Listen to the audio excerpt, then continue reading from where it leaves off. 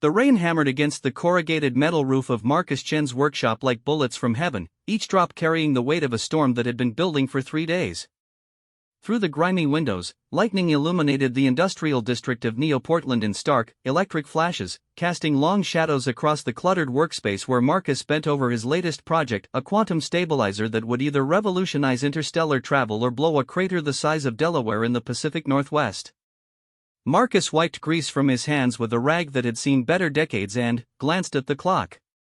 11:47 p.m. Another sleepless night in a string of many, but insomnia had become his most reliable companion since the divorce papers arrived 6 months ago. Sarah had taken the house, the car, and most of his faith in conventional relationships, leaving him with his workshop, his tools, and a stubborn refusal to let other people's opinions define his worth. The banging on his door came just as thunder rolled across the sky, and, for a moment Marcus thought it was just the storm. Then, it came again, desperate, rhythmic, definitely human. Or at least humanoid. In the post-contact era, that distinction mattered more than most people realized. Marcus set down his plasma torch and walked to the reinforced steel door, checking the security monitor. The image flickered through static, showing a figure hunched against the rain. Female, apparently injured, definitely not human based on the way the infrared signature read. The scales were a dead giveaway too, even through the distortion. He hesitated. The smart thing would be to call the authorities, let the interspecies relations department handle whatever situation had landed on his doorstep. Marcus Chen had built his reputation as a reliable, if unconventional, engineer precisely because he minded his own business and delivered results. Getting involved in alien affairs was a fast track to complications he didn't need. The banging came again, weaker this time, followed by what sounded like a body slumping against the door. "Damn it," Marcus muttered, disengaging the locks. The smart thing had never been his strong suit anyway. The door swung open to reveal a dragon. Not one of the massive, city block-sized dragons from the old legends, but a dragon nonetheless.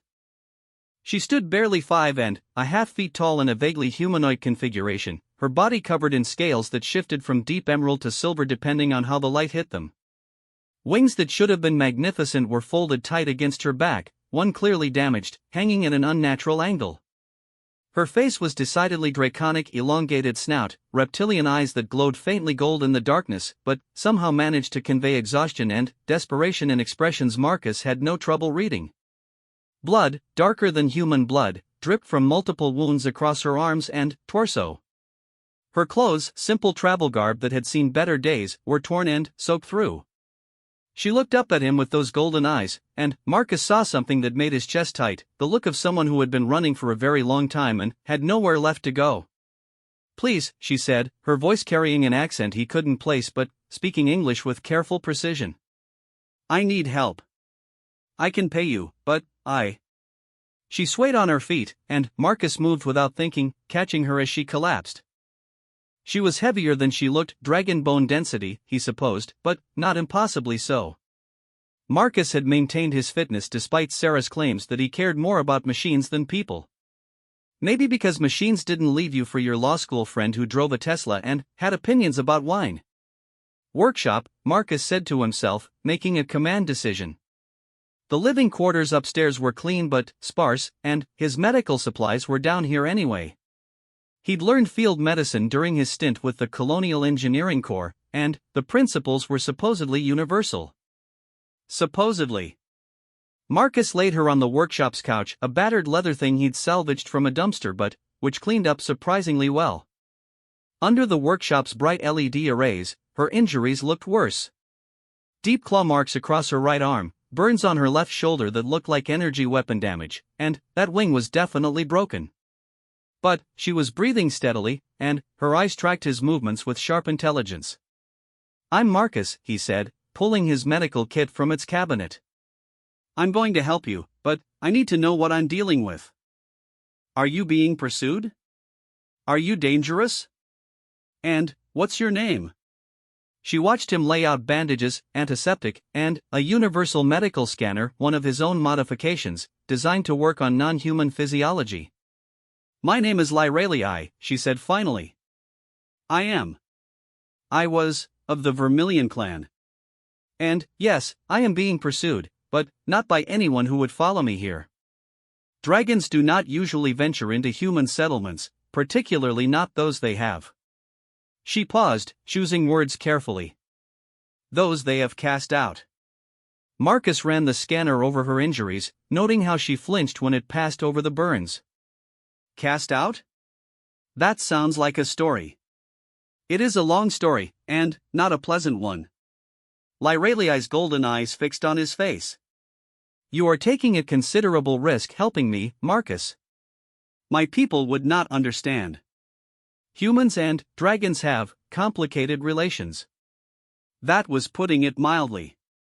Since the Great Contact 15 years ago, when humanity had learned they shared the galaxy with dozens of other sentient species, dragons had occupied a unique position in the galactic community. Ancient, powerful, technologically advanced, and generally convinced that younger species, like humans, were best kept at arm's length. They weren't hostile exactly, but they weren't friendly either. Most humans went their entire lives without seeing a dragon in person. How old are you, Lyraliai? Marcus asked, applying antiseptic to the claw marks. She hissed but didn't pull away. 163 years, by your reckoning. Marcus paused in his ministrations. In dragon terms, he knew that made her barely an adult. In human terms, she was older than his great-grandmother had been when she died. He resumed cleaning her wounds, pushing down the existential vertigo that came with interacting with truly long-lived species. That's young for a dragon, he said. Yes. Too young, according to my clan, to understand the proper way of things. Too young to recognize the wisdom of isolation. Too young to appreciate the danger that comes from associating with short-lived species who burn bright and die quickly. Her voice carried bitter edges that spoke of old arguments and fresh wounds that went deeper than the ones Marcus was treating. What did you do that was so terrible they threw you out? He reached for the bone knitter, a piece of human medical technology that had revolutionized trauma care across the galaxy. Lyraliai's laugh held no humor. I saved a human colony. Marcus stopped what he was doing and looked at her directly. Explain. 3 months ago, the colony on Kepler 442 became under attack by the Vorthan Syndicate. Pirates, raiders, slavers, the distinction hardly matters. The colonists sent out a general distress call on all frequencies. Standard procedure for the Galactic Council would have been to dispatch a peacekeeping force, but the bureaucracy would have taken weeks. The colonists had perhaps days. She shifted on the couch, wincing as the movement pulled at her wounds. My patrol was nearest to the system.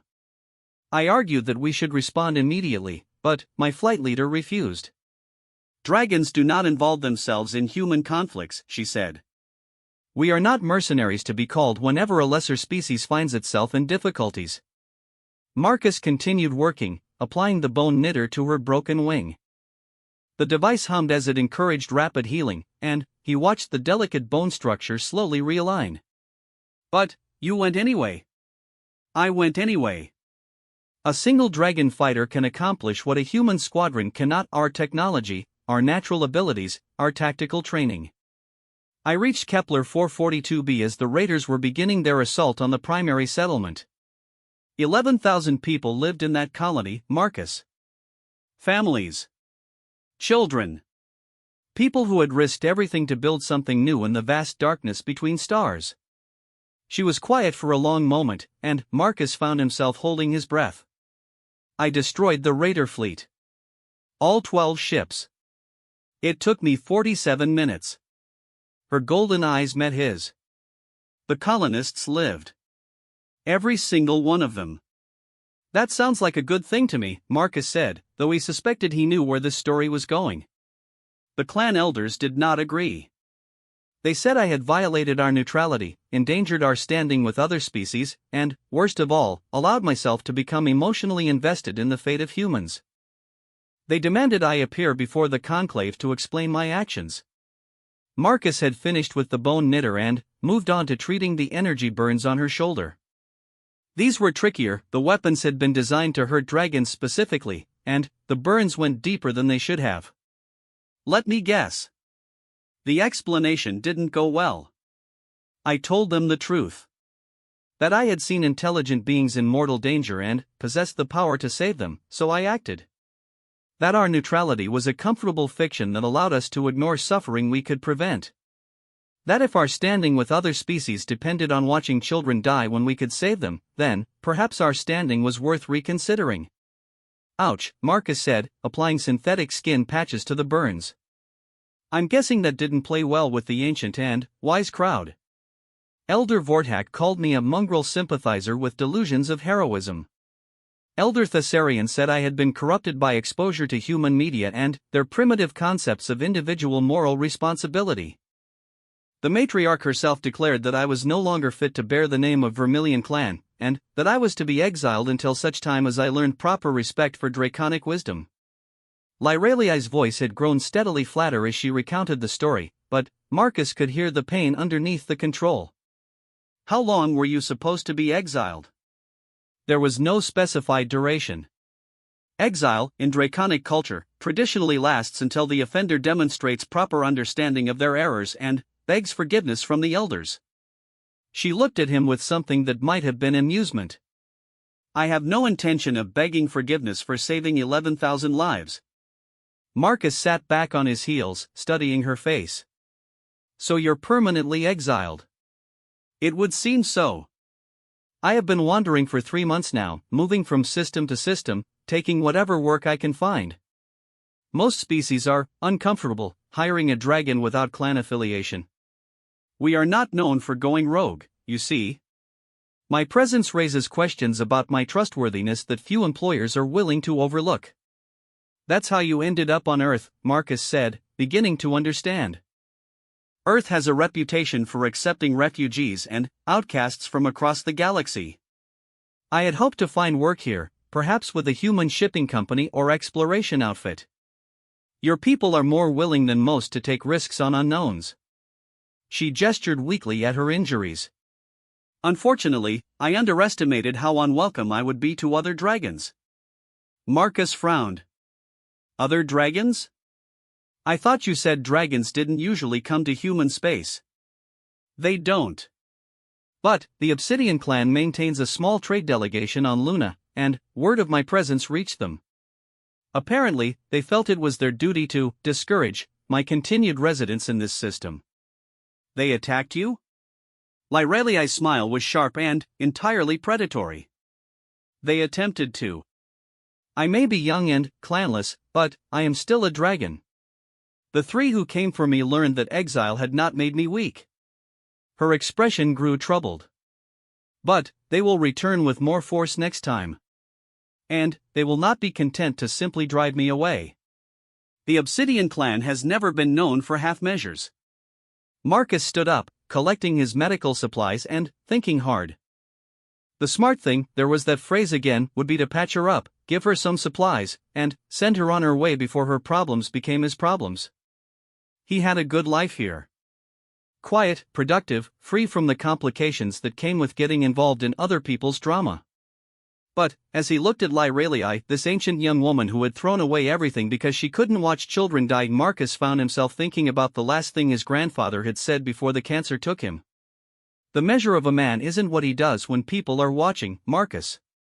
It's what he does when no one will ever know, when there's nothing in it for him, when doing the right thing costs him everything he's worked for. You can stay here, he said. Lyraliai's eyes widened. Marcus, you don't understand what you're offering. If the Obsidian clan discovers you're harboring me, then we'll deal with that when it happens. You need time to heal, and I've got space. This workshop has living quarters upstairs that I'm not using. You can rest, recover, and figure out your next move. She stared at him for a long moment. Why? You owe me nothing. You barely know me. And helping me could bring you considerable trouble. Marcus thought about that question as he finished packing away his medical supplies. Why was he doing this? It wasn't rational. It wasn't smart. It certainly wasn't safe. But, as he looked at this dragon who had sacrificed everything to save people she'd never met, he realized the answer was simpler than he'd expected. Because you did the right thing, he said finally. And the world needs more people, whatever species they happen to be, who are willing to do the right thing even when it costs them everything. Lyrelii was quiet for so long that Marcus wondered if he'd overstepped somehow. Then, she spoke, her voice very soft. In 163 years, no one has ever said that to me. Well, Marcus said, extending his hand to help her up from the couch, you've been hanging around the wrong people. As she took his hand, Marcus felt the weight of scales and the warmth of something he couldn't quite name. Outside, the storm was finally beginning to break, but he had the distinct feeling that his quiet life was about to become considerably more complicated. He'd never been happier to be right. Over the next 3 days, Marcus learned that dragons were surprisingly easy housemates. Lyrelii was quiet, clean, and grateful in a way that made his chest tight whenever he thought about it too much. She helped where she could, her technical knowledge was centuries ahead of human science in some areas, and never complained about the simple food or sparse accommodations. What surprised Marcus most was how easy it was to talk to her. Despite the century-plus age difference, despite the species barrier, despite the fact that she was a living, breathing legend, Lyrelii had a dry sense of humor and a curiosity about human culture that made conversations flow naturally. She asked thoughtful questions about his work, listened to his theories about quantum mechanics, and somehow made him feel like his ideas were worth hearing. It was on the third evening, as they shared a dinner of takeout Chinese food and discussed the theoretical applications of human fusion technology to dragon ship design, that Marcus realized he hadn't thought about Sarah or the divorce papers in over 48 hours. You're smiling, Lyrelii observed, looking up from her low mane. Am I? Marcus touched his face as if he could feel the expression. I guess I am. It's been a while. Good. You have a nice smile. You should use it more often. She hesitated, then added, I have been wondering about something. You live alone, work alone, seem to prefer solitude. Yet you took in a stranger without question. It seems contradictory.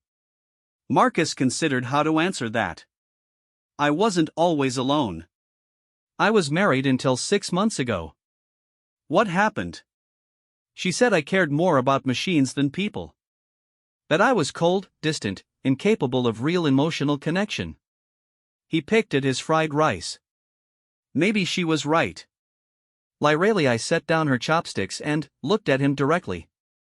Marcus, in 3 days you have shown me more kindness than my own clan showed me in decades. You opened your home to a stranger, treated my wounds, asked nothing in return, and listened to my story without judgment. If that is what humans call incapable of emotional connection, then perhaps your ex-wife did not understand what emotional connection truly means. Before Marcus could respond, alarms began blaring throughout the workshop. His security system had detected something approaching, something big, moving fast, and definitely not human technology. They found me, Lyrelii said, rising from her chair with fluid grace. Her injuries had healed remarkably quickly over the past 3 days, and she moved now with the predatory confidence Marcus had glimpsed beneath her exhaustion. The Obsidian Clan. We need to. The workshop's main door exploded inward in a shower of sparks and twisted metal. Through the smoke stepped 3 dragons, each larger than Lyrelii, their scales ranging from deep black to charcoal gray. They wore form-fitting armor that hummed with energy, and their eyes glowed with cold malice. Lyrelii of the former Vermilion clan, the largest dragon said, his voice carrying the authority of centuries. You will come with us. Your presence in this system is an embarrassment that can no longer be tolerated. I think not, Vortek, Lyrelii replied calmly. I have done nothing to violate the terms of my exile. I have the right to seek sanctuary where I choose. Not when you corrupt others with your presence. Vortek's gaze shifted to Marcus, and the human felt the weight of ancient contempt. This human has been harboring a known exile. Such actions cannot be permitted to continue. Marcus stepped forward, his pulse hammering but his voice steady. This is Earth's sovereign territory. You have no jurisdiction here. The 3 obsidian dragons laughed, a sound like grinding stone. Human law does not apply to draconic justice, Vortek said. You will surrender Lyrelii and submit to questioning about her activities, or you will be removed as an impediment to proper order. That's not happening, Marcus said. The dragons looked genuinely surprised, as if they couldn't quite believe a human had just refused them. Marcus supposed most people probably didn't. You would risk your life for an exile? A dragon who has been cast out by her own people? The smallest of the three dragons spoke for the first time, her voice carrying genuine curiosity beneath the threat. Marcus looked at Lyralii, who was watching him with an expression he couldn't quite read. Then, he turned back to face the three dragons who had just destroyed his door and were threatening his guest. Yeah, he said. I would. What happened next would be talked about in certain circles for years to come. The silence that followed Marcus's declaration stretched like a held breath. The three Obsidian Clan dragons stared at him as if he were a particularly interesting specimen of insect that had just announced its intention to challenge a hurricane. Vortex's eyes narrowed to golden slits. Human, you clearly do not understand the forces you are dealing with. I am offering you one final opportunity to reconsider your position. Marcus felt his mouth go dry, but his voice remained steady. I understand perfectly. You're three bullies who've come to drag away someone who's done nothing wrong except help people who needed helping. And, I'm telling you that's not happening in my house. He could feel Lyralii's gaze on him, could sense her tension as she prepared for violence.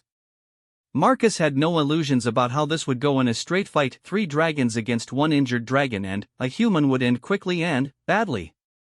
But he'd learned something important during his years in the Colonial Engineering Corps, something that had served him well in boardrooms and workshops alike. Sometimes the fight isn't about winning. Sometimes it's about making the cost too high for the other side to bear. Vortex, Lyralii said quietly, this human is under my protection. Harm him, and you will answer to me personally. Your protection? Vortex laughed, the sound echoing off the workshop's walls. You are clanless, exile. You have no standing to offer protection to anyone. Perhaps. But I still have claws. The temperature in the workshop seemed to drop several degrees. Marcus had seen hints of Lyralii's predatory nature over the past 3 days, but this was different. This was a dragon preparing for war, and, suddenly, he understood why entire star systems gave the great clans a wide berth. But, before violence could erupt, a new voice cut through the tension. How disappointing. I had hoped the reports of Obsidian Clan honor were exaggerated. Everyone turned toward the shattered doorway, where a fourth dragon now stood. This one was different from the others, smaller than the Obsidian dragons but somehow more commanding, her scales a deep sapphire blue that seemed to absorb and reflect light simultaneously. She wore robes rather than armor, and, when she moved, it was with the fluid confidence of someone accustomed to being the most dangerous thing in any room. Sapphire Matriarch, Vortex said, and Marcus heard something in his voice that hadn't been there before, uncertainty. This does not concern the Azure Conclave. Doesn't it? The Sapphire Matriarch, Marcus tried to remember what he knew about dragon politics and came up mostly empty, stepped into the workshop, her gaze taking in the destroyed door, the three-armed obsidian dragons, and the two unlikely allies standing together. Three-armed dragons breaking into a human residence to threaten an exile and her host? I should think this concerns everyone who values civilized behavior. The exile has violated the terms of her banishment by corrupting this human with her presence, the smallest obsidian dragon said. We are merely correcting an oversight. Are you? The matriarch's attention shifted to Marcus, and he felt the weight of her scrutiny like a physical pressure. And what corruption has taken place here, human? Has the exile Lyralii convinced you to abandon your species? Has she stolen your wealth? Has she murdered your family? She helped me fix my quantum stabilizer, Marcus said, surprising himself with how calm his voice sounded. And she makes pretty good conversation over dinner. The matriarch's lips curved in what might have been a smile. Truly, the galaxy trembles at such corruption.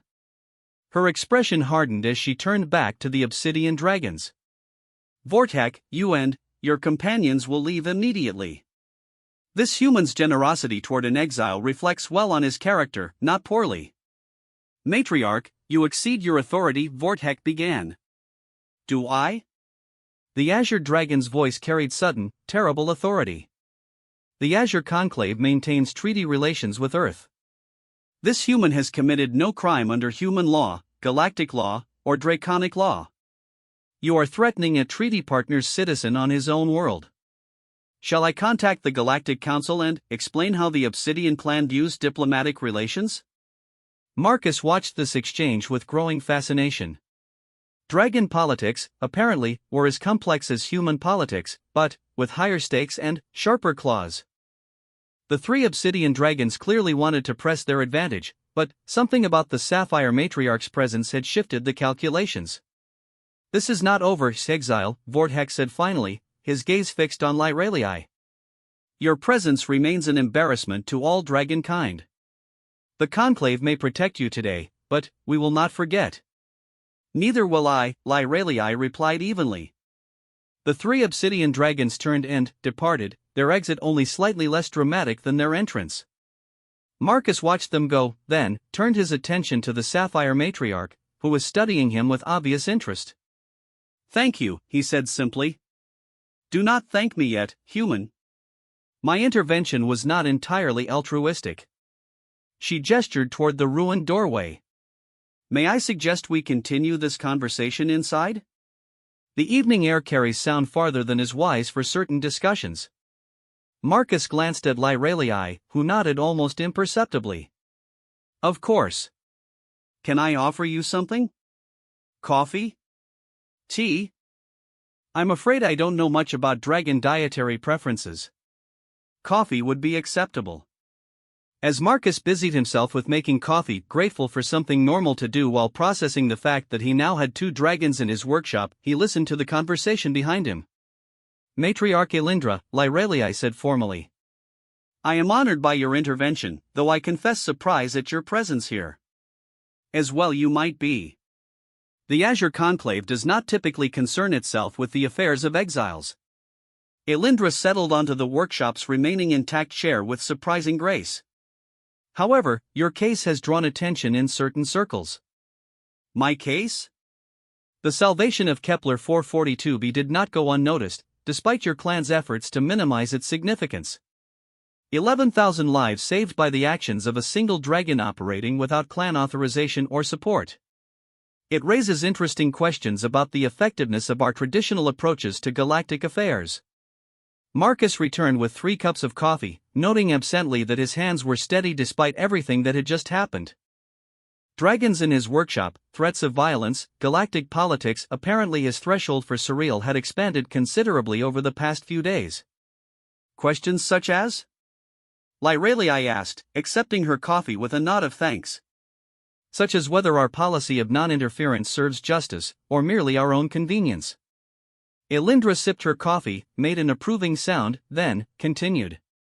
There are those within the Azure Conclave who believe that power carries responsibility, and that turning away from suffering we could prevent is not wisdom, but cowardice. Marcus sat down on his workbench, the only remaining seating in the workshop. Sounds like a philosophical difference that goes deeper than just Lyralii's situation. Indeed. Dragons are long-lived, human. We measure time in centuries and millennia, not years and decades.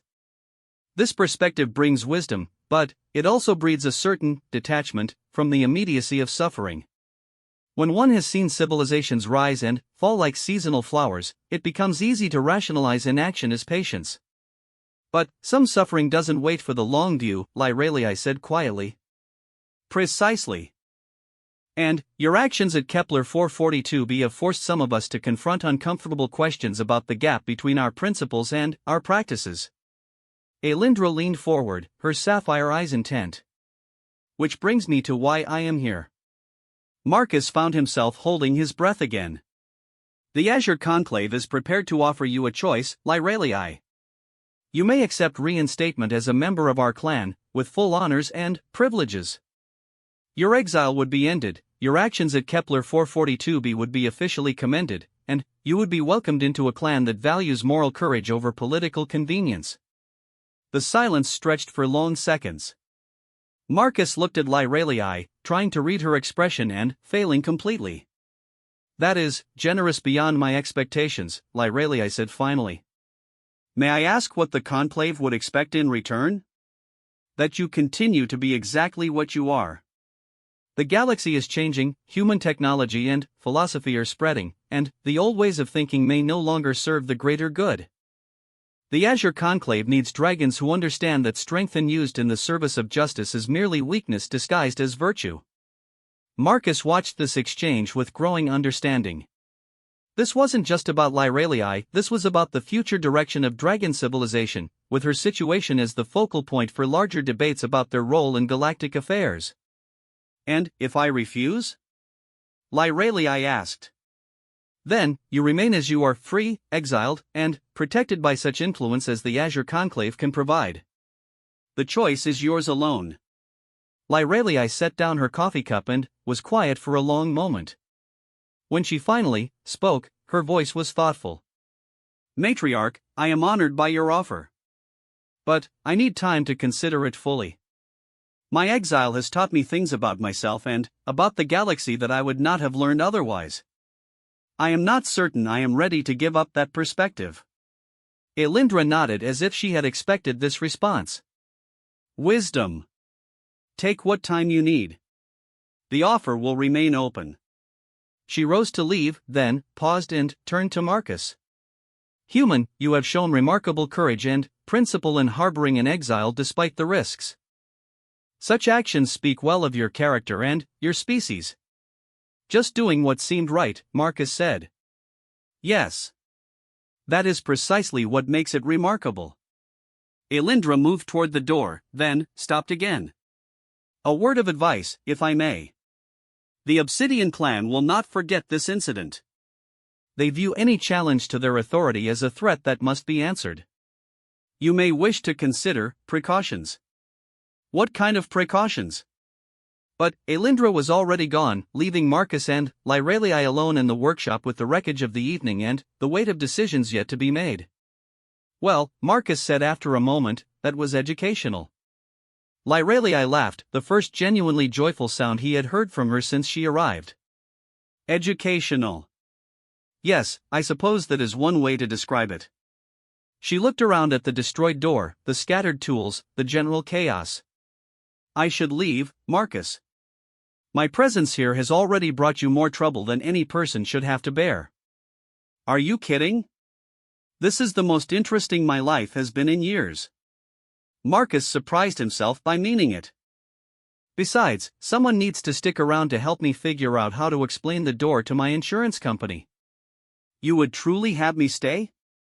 Even knowing that the Obsidian clan will not abandon their vendetta? Marcus looked at this dragon who had thrown away everything for the sake of strangers, who had brought chaos and complexity and something that felt suspiciously like purpose into his quiet life. The smart thing would be to let her go, to return to his machines and his solitude and his carefully ordered existence. You know what I realized tonight, he said instead. Sarah was wrong about me being incapable of emotional connection. I am capable of it, I just needed to find someone worth connecting with. Lyralii stared at him, golden eyes wide with something that might have been wonder. Besides, Marcus added, grinning, I want to see what happens when you tell the Azure Conclave that you're staying here to help a human work on quantum technology.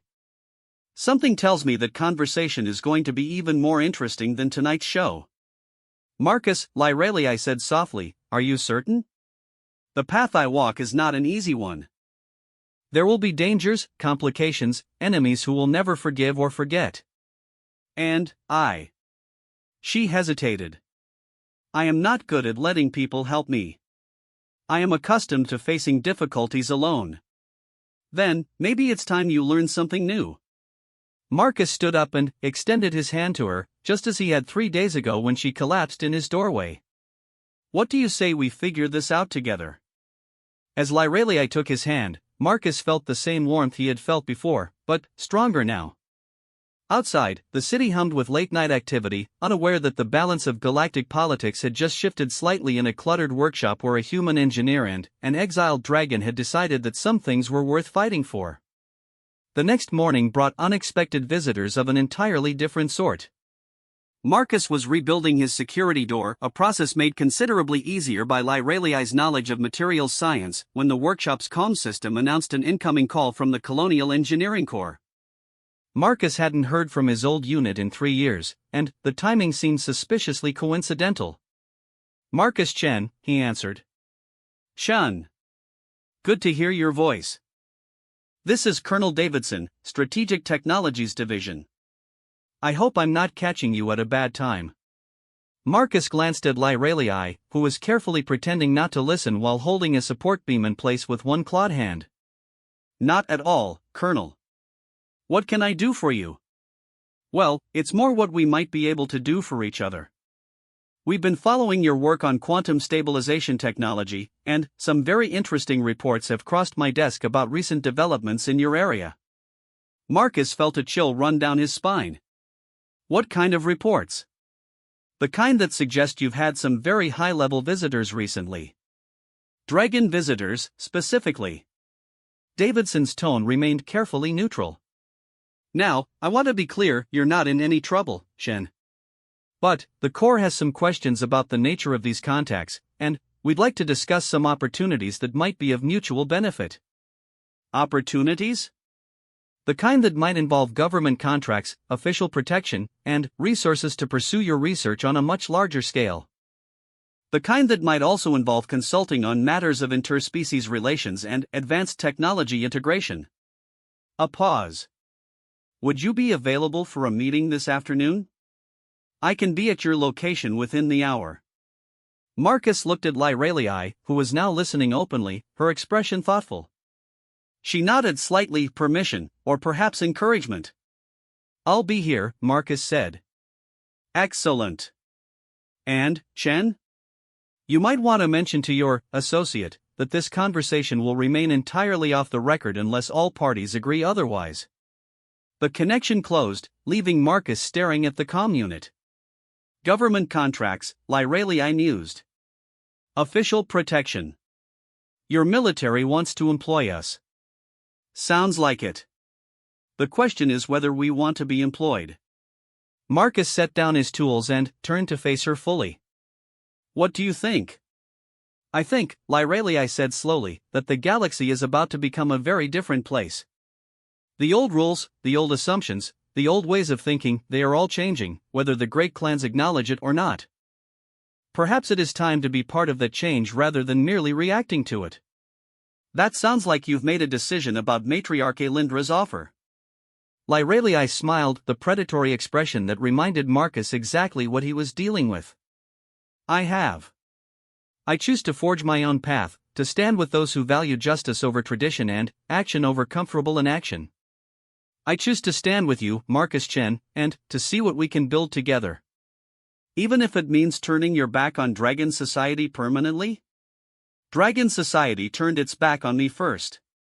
Now I choose to turn towards something better." She gestured at the workshop around them, at the half-built quantum stabilizer, at the life they had begun to construct together. "Besides, I have learned something these past few days that all my years among the clans never taught me." "What's that?" "That home is not where you come from, Marcus. It is what you choose to build, and who you choose to build it with."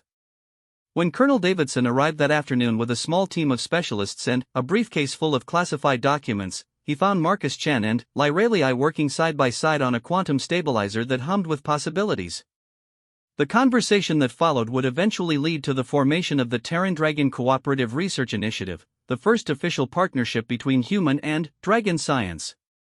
But, more immediately, it would lead to the discovery that Marcus's quantum stabilizer, when combined with dragon energy manipulation techniques, produced effects that neither human nor dragon science had predicted. Effects that would revolutionize faster-than-light travel, change the balance of power in the galaxy, and make both Marcus and Lyraliai very important people to some very dangerous enemies. The Obsidian clan's vendetta, it turned out, was about to become the least of their problems. 3 weeks after Colonel Davidson's visit, as Marcus watched Lyraliai demonstrate the practical applications of draconic energy projection to a room full of fascinated human scientists, he reflected on how completely his life had changed. The divorce papers sat in a drawer somewhere, forgotten and irrelevant. The quiet workshop had been replaced by a secure government facility where the most advanced minds of two species worked together on projects that pushed the boundaries of known science. And, somewhere in the back of his mind, Marcus could hear his grandfather's voice. The measure of a man isn't what he does when people are watching, Marcus. It's what he does when no one will ever know. Marcus smiled as he watched Lyralii explain the theoretical framework behind dragon energy manipulation to an audience that hung on her every word. Maybe his grandfather had been wrong about one thing: sometimes doing the right thing didn't cost you everything you'd worked for. Sometimes it gave you everything you'd never dared to hope for. 6 months after the quantum stabilizer had changed everything, Marcus Chen stood in the observation deck of humanity's first Dragon hybrid research station and watched the impossible become routine. Through the reinforced transparasteel, he could see the construction of the prototype faster-than-light engine that would soon make travel between star systems a matter of days rather than months. The irony wasn't lost on him that he'd spent years trying to perfect quantum stabilization technology in his cluttered workshop, only to achieve the breakthrough when he combined his human engineering with Lyralii's draconic energy manipulation. Some problems, he'd learned, couldn't be solved alone. "You're brooding again," Lyralii said, joining him at the observation window. In the months since their partnership had become official, she had adapted to working with humans with remarkable ease, though she still preferred to keep her scales their natural emerald silver rather than adopting the human habit of cosmetic modifications. Not brooding. Contemplating. Marcus gestured at the activity beyond the window. 6 months ago, I was a divorced engineer working on theoretical physics in a converted warehouse. Now I'm the co-director of the most advanced research facility in human space, working on technology that's going to reshape galactic civilization. It's a lot to process. Regrets? Marcus considered the question seriously. The past 6 months hadn't been easy. The Terran Dragon Cooperative Research Initiative had drawn attention from across the galaxy, some welcome, much not. 3 different species had attempted to steal their research, the Obsidian clan had escalated from threats to actual assassination attempts, and the political implications of human-dragon cooperation had created ripples that reached all the way to the Galactic Council. But, every morning, Marcus woke up excited about the work they were doing.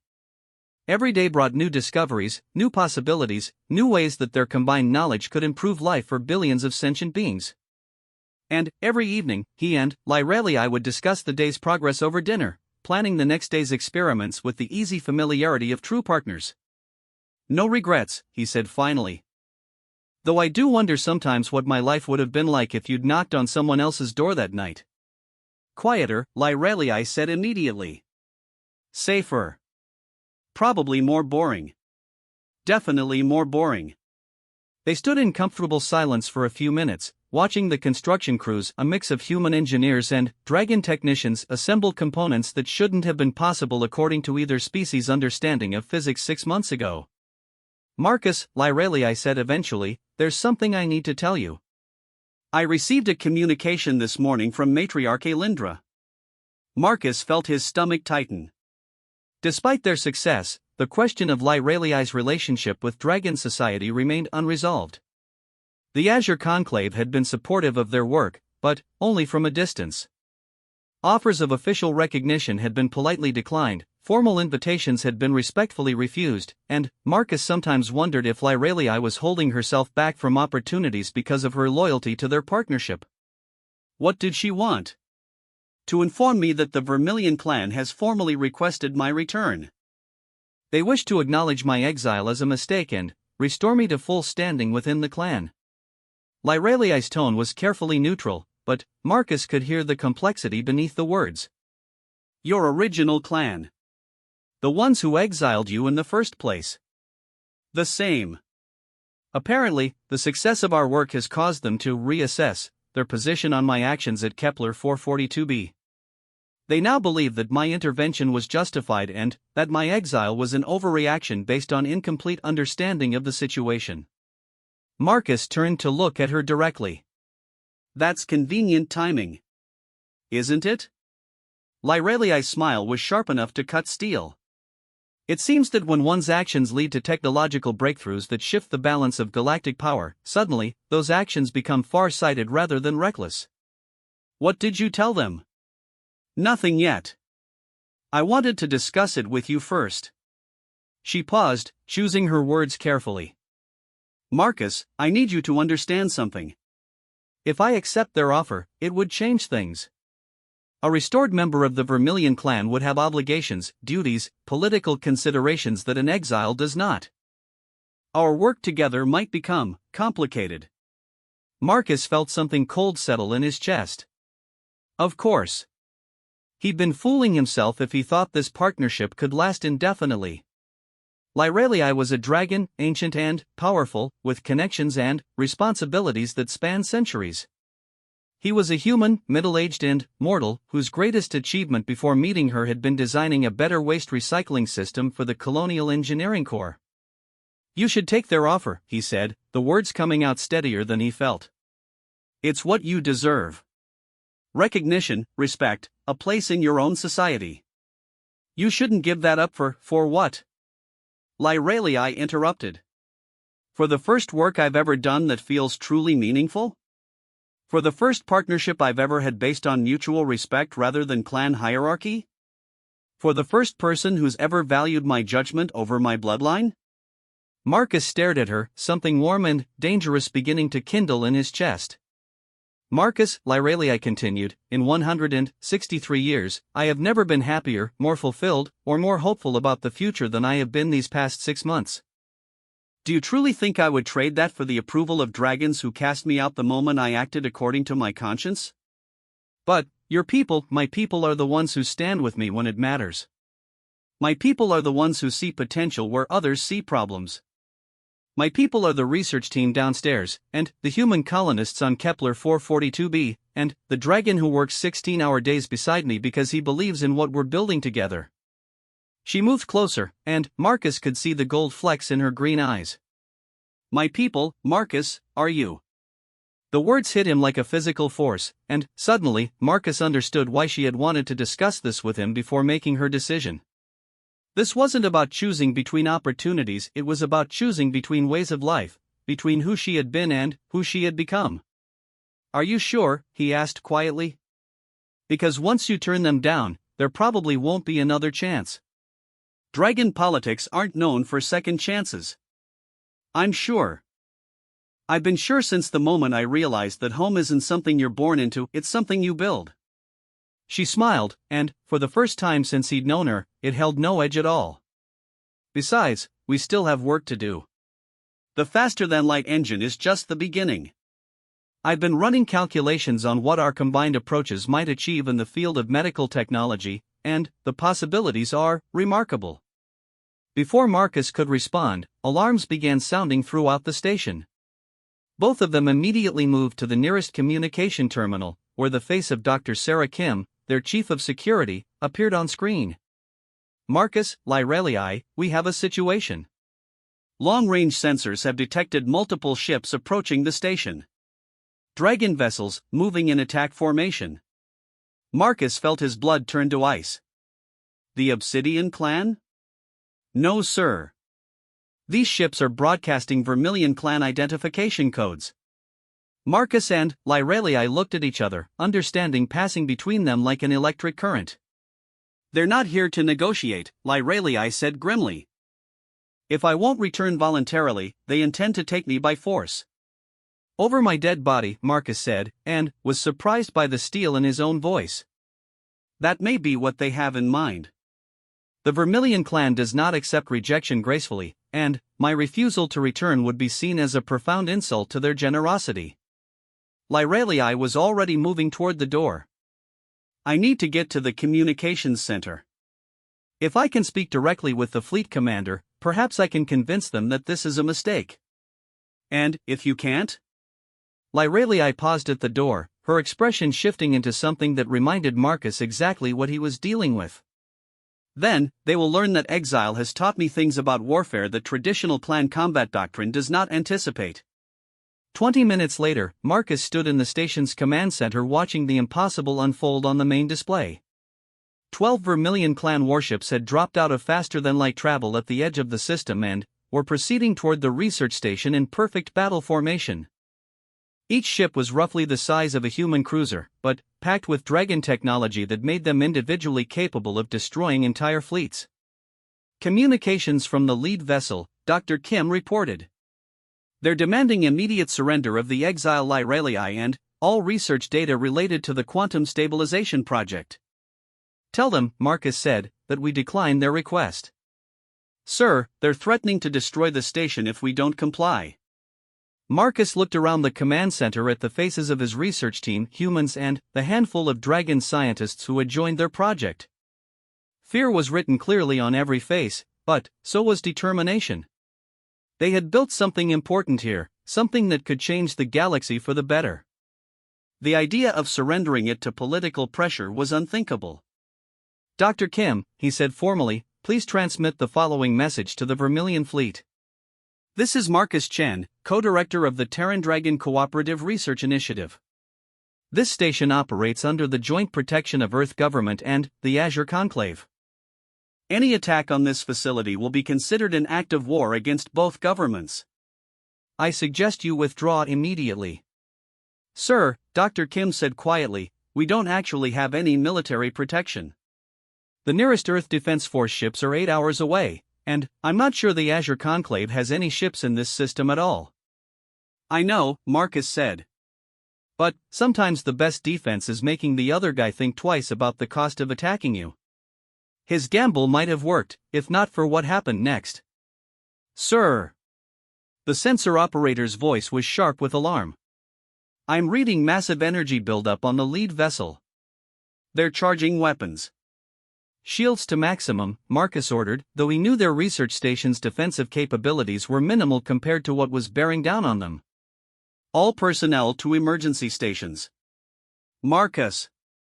Lyralii's hand touched his shoulder. There is another option. He turned to look at her, seeing something in her expression that made his chest tight. What option? I can take a shuttle and surrender myself to them. If what they truly want is me, they may leave the station alone. Absolutely not. Marcus, be practical. This facility, this research, these people, they're all more important than one exiled dragon. If my surrender saves their lives and preserves the work we've done, then it's the logical choice. Marcus stared at her, feeling something that was part fury, part desperation, and part something he wasn't quite ready to name. Logical? Since when has logic been our strong suit? If we were logical, you would have left 3 days after you arrived. If we were logical, I would have called the authorities the moment I found you bleeding in my doorway. If we were logical, none of this would exist. He gestured at the command center around them, at the research station beyond, at the impossible dream they had built together from determination and stubbornness and the refusal to accept that things couldn't be better. We don't operate on logic, Lyralii. We operate on the radical idea that doing the right thing is worth doing even when it's hard, even when it's dangerous, even when everyone tells you it's impossible. He moved closer to her, holding her gaze. I will not let you sacrifice yourself for political expedience. Not today. Not ever. Before Lyralii could respond, Dr. Kim's voice cut across the command center. Sir. New contacts on long-range sensors. Multiple ships dropping out of FTL, it's an Azure Conclave fleet. 12 vessels, heavy cruiser class. Marcus felt his heart skip a beat. Azure Conclave? How did they incoming transmission from the lead Azure vessel, the communications officer reported. It's matriarch Elindra herself. The main screen flickered, and, suddenly, they were looking at the sapphire-scaled dragon who had intervened in Marcus's workshop 6 months ago. She looked older, more worn, but her eyes held the same sharp intelligence. Marcus Chen. Lyralii. I hope I am not arriving at an inconvenient time. Actually, Marcus said, finding his voice, your timing is perfect. Though I have to ask how you knew we needed help. The Azure Conclave maintains certain interests in the success of your research project.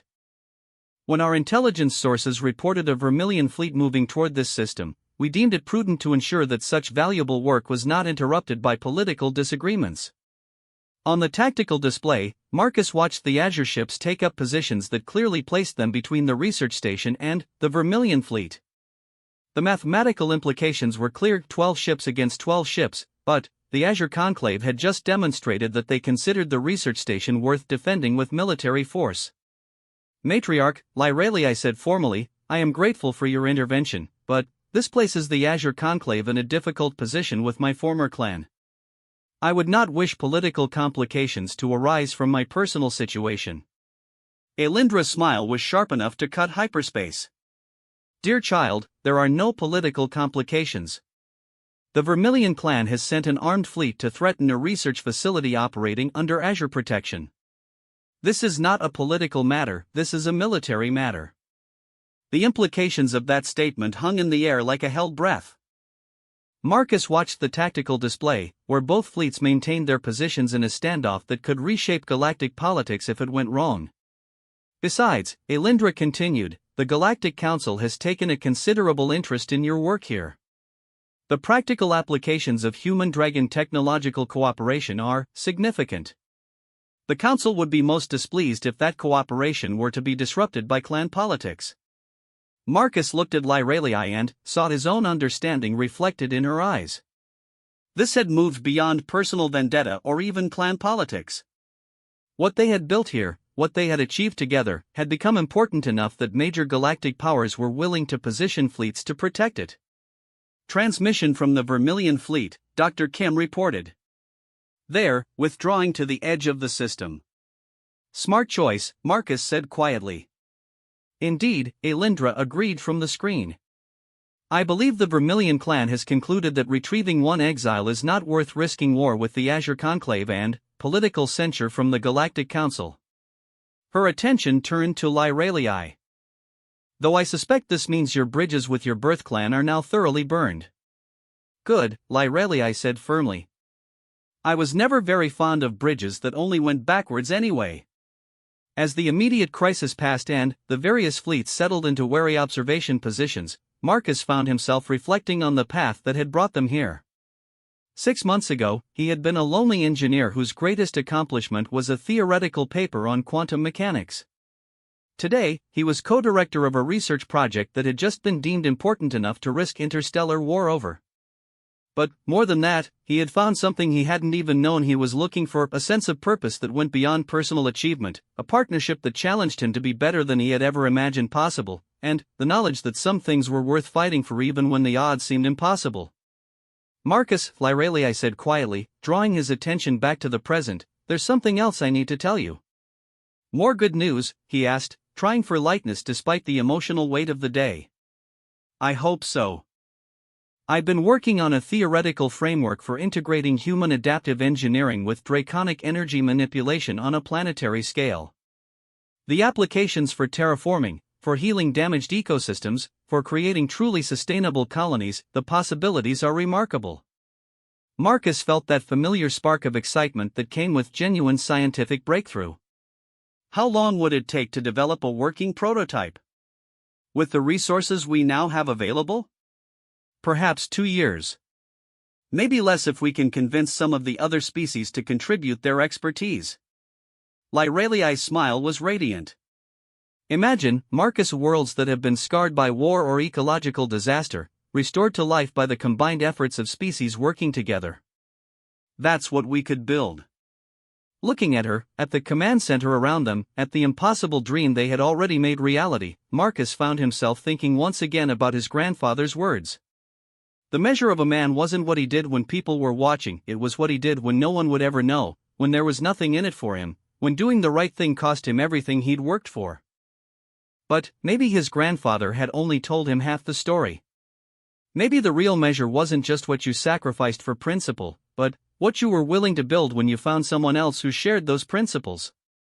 Maybe the real magic happened when doing the right thing didn't cost you everything, it gave you everything you'd never dared to dream of. 2 years, Marcus said, already mentally sketching the theoretical framework. "I think we can do better than that." "We?" Marcus looked at Lyralii, this ancient young woman who had thrown away her entire world for the sake of strangers, who had brought chaos and wonder and purpose into his carefully ordered life, who had shown him that home wasn't where you came from but what you chose to build.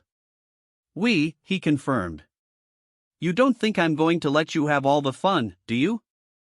As they stood together in the command center of their impossible research station, surrounded by the evidence of what determination and partnership could achieve, Marcus Chen realized that he had never been happier to be wrong about the smart thing to do. 3 years later, as he watched the first restored world bloom under the influence of their terraforming technology, he would remember this moment as the day he finally understood what it meant to be truly alive. The day he learned that the man who destroys his weak self, the self that chooses safety over principle, comfort over growth, isolation over connection, can never be destroyed by others, because he has become something stronger than fear, something more enduring than doubt. He has become someone worth being. And, sometimes, if he's very fortunate, he finds that he's not the only one.